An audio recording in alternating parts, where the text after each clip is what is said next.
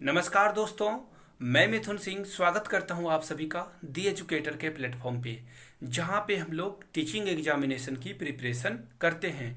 आशा करता हूं आप सभी अच्छे होंगे, स्वस्थ होंगे इस पेंडेमिक में भी। तो आज की जो क्लास है दोस्तों, वो है डिटरमाइंस पे। आपको इसमें सबसे पहले मैंने कुछ एग्जांपल्स दे रखे हैं एक्सरसाइज। इसके बाद आपको मैंने दे रखा है इसके सारे रूल्स को आसानी से मैंने बताया है। अगर आपको इसकी पीडीएफ चाहिए तो आप हमारे channel the educator live Telegram channel पे आप हमें ज्वाइन कर सकते हो। वहाँ से आपको इसकी पीडीएफ मिल जाएगी। और कमेंट सेक्शन में देखना, एक पिन किया हुआ लिंक मिलेगा आपको एक चैनल का, बैक टू बुक का, जहाँ से आप अपनी करंट अफेयर्स की प्रिपरेशन को आगे तक ऊपर तक लेके जा सकते हो। तो चैनल को जाके सब्सक्राइब कर लो। और ये वीडियो अगर आपको इन्फॉर्मेटिव लगी हो और आप और भी ज़्यादा वीडियोस देखना चाहते हो तो नीचे जो बेल आइकन है, मेक श्योर कि आप उसको प्रेस कर लो, बेल आइकन दबा दो, तभी आपको वीडियो की नोटिफिकेशन मिलते रहेगी। वीडियो को लाइक करना ना भूलें और दोस्तों के भी शेयर करना ना भूलें। शेयरिंग इज केयरिंग का जो फॉर्मूला है वो आप प्लीज़ याद रखो। Thank you so much. चलिए क्लास को एंजॉय कीजिए आप। और आपको यहाँ पे देखना 3 जो है मिलेंगे थंबनेल्स, और उस थंबनेल्स को देखना। आप इन तीनों वीडियोस को डेफिनेटली देख लो। आपको इंग्लिश की जो प्रिपरेशन है उसमें आपको काफ़ी हेल्पफुल होगी। आर्मी पब्लिक स्कूल के प्रिपरेशन में मैं तीनों वीडियो जो इंग्लिश के हैं वो मैं आपको यहाँ पे दिखा दूंगा। आप चैनल पे जाके खोज के उसे देख लेना। तो चलिए क्लास को स्टार्ट करते हैं बिना किसी देर के। आपके लिए पहला प्रश्न ये रहा, dash knowledge is a dangerous thing, यानी कि छोटी जानकारी या कम जानकारी क्या है, बहुत खतरनाक चीज़ होती है। तो आपको चूज करना है, अ फ्यू भरा जाएगा, द फ्यू भरा जाएगा, अ लिटिल या फिर लिटिल। देखो यहाँ पे सबसे पहले हम लोग एलिमिनेट मेथड का यूज करेंगे। उससे पहले आपको जानना होगा कि नॉलेज कौन सा नाउन है। तो देखो नॉलेज को तो हम लोग काउंट नहीं कर सकते, यानी कि ये अनकाउंटेबल नाउन हो गया। तो अब अनकाउंटेबल नाउन जो है उसके पहले अ फ्यू और द फ्यू नहीं लगता है, यानी कि ये सिर्फ लगता है काउंटेबल नाउन के साथ, यानी कि जिस चीज़ को हम लोग गिन सकते हैं, लाइक पेन, पेंसिल, बुक्स, ये सब चीज़ों को हम लोग गिन सकते हैं, जिसे हम लोग बोलते हैं काउंटेबल नाउन।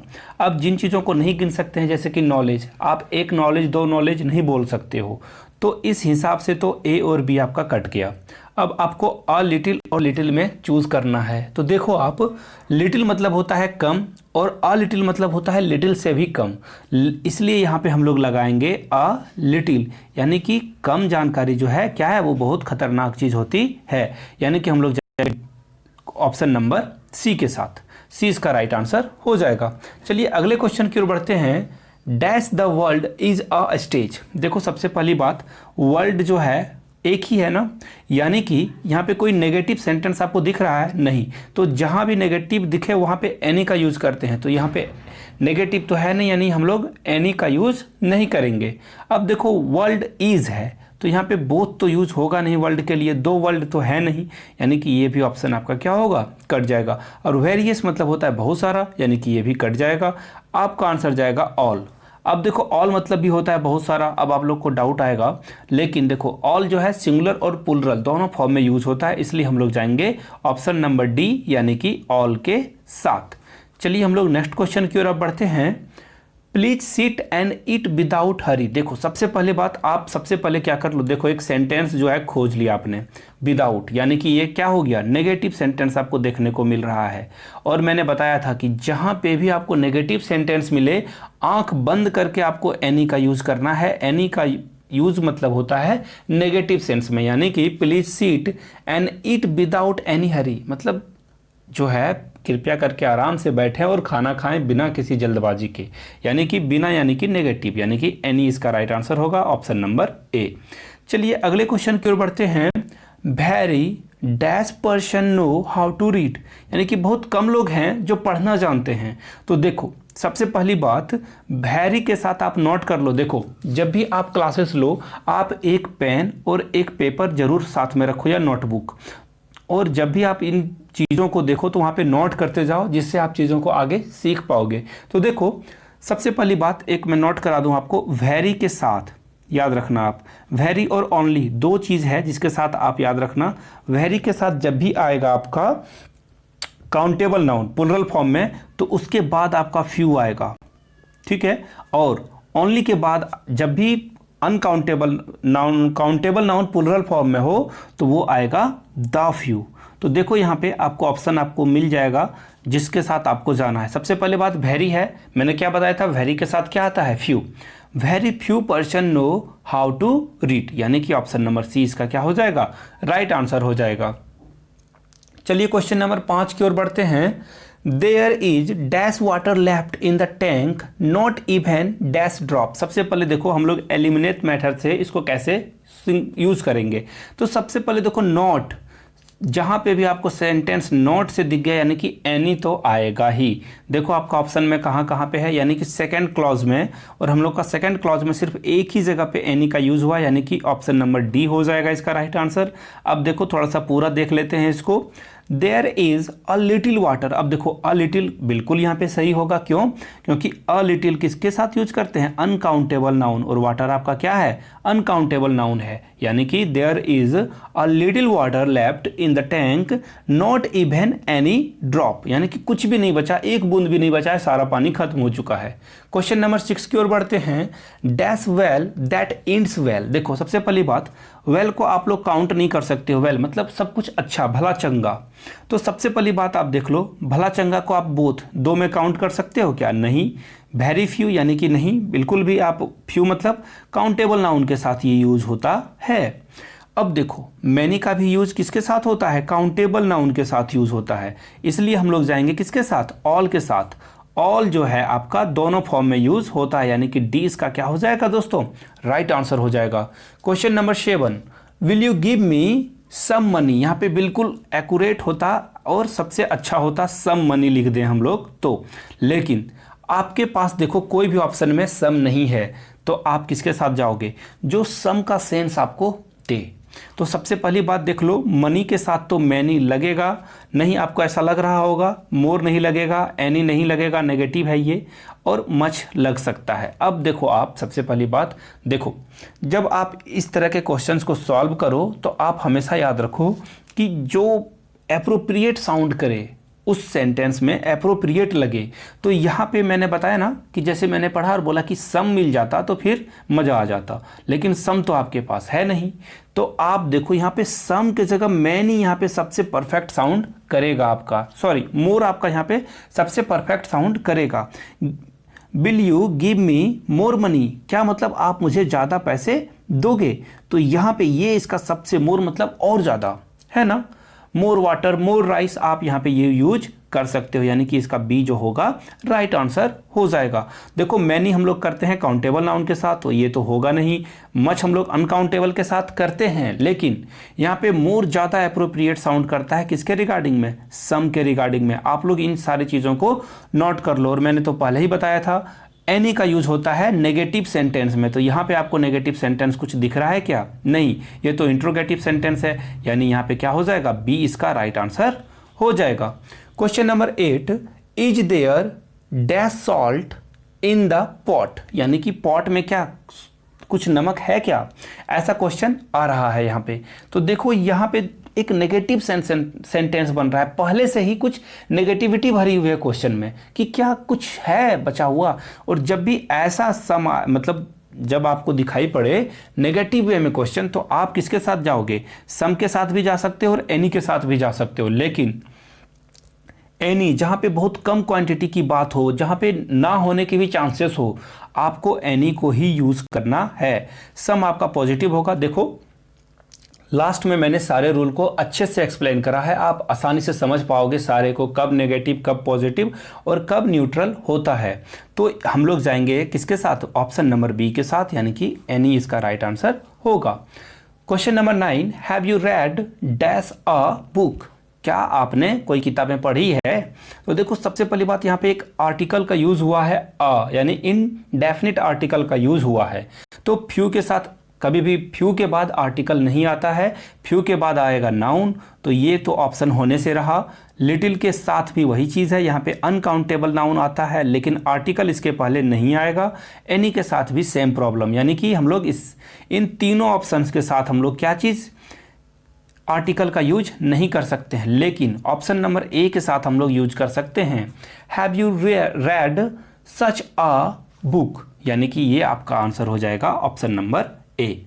चलिए अगले क्वेश्चन की ओर बढ़ते हैं, question number 10।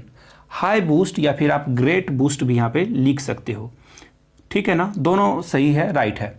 High boost dash roast, roast यानी कि, अब देखो इसको पूरे मीनिंग में समझेंगे। देखो ये पहले से एक फ्रेज है, आप इसको ऐसे यूज करते हो हिंदी में, ऊंचे दुकान फीके पकवान, यानी कि हाई बूस्ट लिटिल रोस्ट, एकदम बिल्कुल आपका लिटिल के साथ जाएगा, यानी कि कम।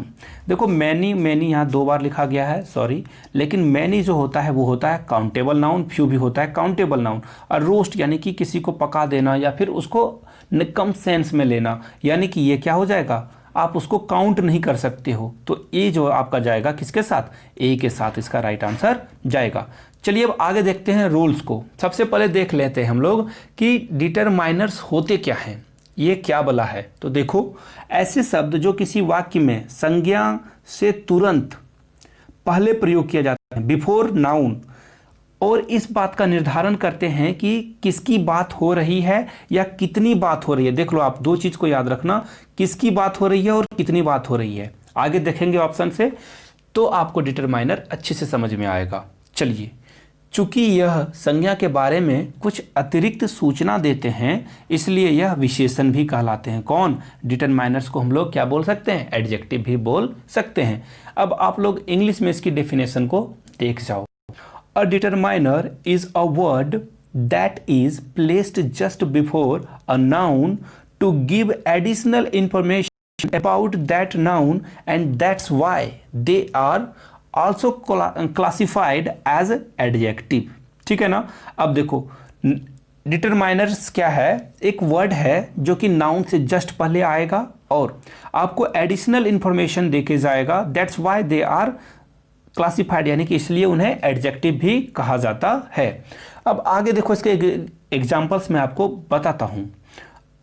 वह लड़का, दैट बॉय, एक लड़का, अ बॉय, कोई विशेष लड़का, द बॉय, ठीक है ना। सभी लड़के, ऑल द बॉयज, पांच लड़के, 5 बॉयज। देखो यहाँ पे जो आपको दैट दिख रहा है, ए दिख रहा है, नाउन से पहले, ये सारे क्या हैं, डिटरमाइंस हैं। अब आपको सारी चीज़ें क्लियर हो गई होगी। अब चलते हैं कि इनके कितने टाइप्स होते हैं। देखो सबसे पहले इसका जो पहला पार्ट है वो है आर्टिकल्स, दूसरा है डेमोन्स्ट्रेटिव्स, तीसरा है पॉजेसिव्स और चौथा जो होगा वो हो जाएगा क्वांटिफायर्स। तो देखो मैंने आर्टिकल्स के बारे में पिछले लेक्चर में सब कुछ बता दिया है। अगर आप लोगों ने नहीं देखा है तो आप उसको प्लेलिस्ट में जाके या फिर वीडियोस की लिस्ट में जाके देख लो। आपको ये जो आर्टिकल्स है उससे बहुत बेनिफिट होने वाला है ग्रामर में। अब देखो दूसरे नंबर के टाइप्स ऑफ ग्रामर को देखते हैं, यानी कि डिमॉन्स्ट्रेटिव्स। देखो डिमॉन्स्ट्रेटिव्स किसको बोलते हैं, दिस, दैट, दीज या फिर दोज को। ये जहां भी आपको दिख जाए तो आप समझ जाना कि ये टाइप ऑफ क्या है, डिमॉन्स्ट्रेटिव्स है। देखो कैसे, ये सबसे पहली बात याद रखो किसके पहले यूज होता है। ये demonstratives are used either as a pronoun or as a determiner, यानी कि ये या तो प्रोनाउन की तरह यूज होगा या फिर डिटरमाइनर की तरह यूज होगा। देखो वह लड़का है ना, अभी देखो आगे हम लोग देखेंगे तो और आसानी से इसको समझ पाएंगे। देखो सबसे पहली बात, अब देखते हैं, बात करते हैं पॉजेसिव्स की। देखो पॉजेसिव यानी कि हक जताने वाली बात जहां पे होगी या फिर इमोशनल वाली बात होगी। जैसे अब आप यहां पे देख सकते हो हिज यानी कि उसका, हिज मतलब उसका। अब हर मतलब उस लड़की का, यानी कि हर किसके लिए यूज करते हैं, लड़की के लिए। और योर यानी कि तुम्हारा, आर यानी कि हमारा, माई मतलब कि मेरा, देयर मतलब उनका, और इट्स, देखो ये इट्स है, यानी कि ये वाला इट्स नहीं है, ये सॉरी मैं फिर से लिख देता हूं, इट इज वाला ये इट्स नहीं है, ये इट इज है, ये इट्स है और इसको पढ़ा जाता है इट इज, तो आप कंफ्यूज ना करो। तो देखो इट इज मतलब इसका या उसका, ये हो गया सारे। देखो यहाँ पे आप देखना एक रिलेशन इस्टेब्लिश कर रहा है, यहाँ पे एक पॉजिटिवनेस है कि ये मेरा है ना, इस पे मेरा राइट है। एक मूवी आई थी ना अभी हाल में ही कबीर सिंह की, तो वो भी पॉजिटिवनेस पे ही मूवी क्या थी, बेस्ड थी। तो चलिए आगे देखते हैं इसके टाइप नंबर 4 की ओर, क्वांटिफायर्स। अब क्या होता है ये? सच वर्ड्स और group of words which are used before a noun to indicate the amount of quantity of noun, यानी कि नाउन कितना है ये कौन डिसाइड करेगा? ये डिसाइड करके देगा आपका क्या? क्वांटिफायर्स। कैसे? आगे देखेंगे हम लोग। देखो, फ्यू यानी कि थोड़ा, थोड़ा राइस, फ्यू राइस नहीं, उसके पहले हम लोग लिटिल राइस यूज करेंगे, है ना, सम राइस। लेकिन फ्यू किसके लिए यूज करेंगे? काउंटेबल नाउन के लिए। फ्यू पेन्स क्या यूज कर सकते हैं हम लोग? फ्यू पेन्स यानी कि कुछ कल में। और सम राइस यानी कि थोड़ा चाय, थोड़ी rice, some tea, some coffee, ऐसे यूज करेंगे। अब देखो, ये जो होता है फ्यू और मैनी किसके साथ यूज होगा? नोट करने वाली बात है, विथ काउंटेबल नाउन, जिसको हम लोग काउंट कर सकते हैं 1 2 3 में। कैसे कैसे ऑप्शंस हैं देख लो। Few boys, few girls, many pens, many stars, many hairs, यानी कि आप क्या कर सकते हो? इन चीज़ों को काउंट कर सकते हो। उसके पहले आपको फ्यू और मैनी का यूज़ करना है। आगे देख लो, सम और एनी। मैंने पहले ही बताया आपको, सम और एनी का डिफरेंस बस इतना सा है। सम आपका पॉजिटिव सेंटेंस में यूज़ होगा और नेगेटिव सेंटेंस में आपका एनी यूज़ होगा। जहाँ भी आपको नेगेटिव दिखे आप बेहिचक एनी का यूज़ करो, हमेशा आपका करेक्ट होगा। देखो, सम और एनी का मीनिंग बिल्कुल सेम है, थोड़ा या कोई या कुछ। अब देखो, इनफ का मतलब होता है काफ़ी, बहुत ज़्यादा। और ये सारे चीज़ जो है काउंटेबल और अनकाउंटेबल दोनों के साथ यूज़ होगा। अब देख लो, आपको मैंने जो पहले बताया था वो बात यहाँ पे लिखी हुई है। सम जो है पॉजिटिव सेंटेंसेस में यूज़ होगा और एनी नेगेटिव सेंटेंसेस में। अब आगे देखो, आपके लिए कुछ सेंटेंसेस है जिससे आप क्या कर सकते हो? जज कर सकते हो। आई हैव लेस वाटर या फिर लिटिल वाटर, ये क्या है? नेगेटिव है। देखो, लेस या लिटिल की बात हो रही है। अब देखो, आई हैव सम वाटर यानी कि मेरे पास कुछ पानी है। यहाँ पे देखो, ये न्यूट्रल है। सम वाटर यानी कि वो कम है, मतलब बहुत ज़्यादा इनफ नहीं है, वो कम भी हो सकता है, ज़्यादा भी हो सकता है। ये क्या है? बैलेंस बना के आपको दे रहा है कि कितना एक्यूरेट है वो आप नहीं बता सकते हो। आई हैव मच वाटर यानी कि यहाँ पे क्या है? पानी बिल्कुल एकदम भरा है, लबालब भरा हुआ है, तो आप यूज़ करोगे आई हैव मच वाटर।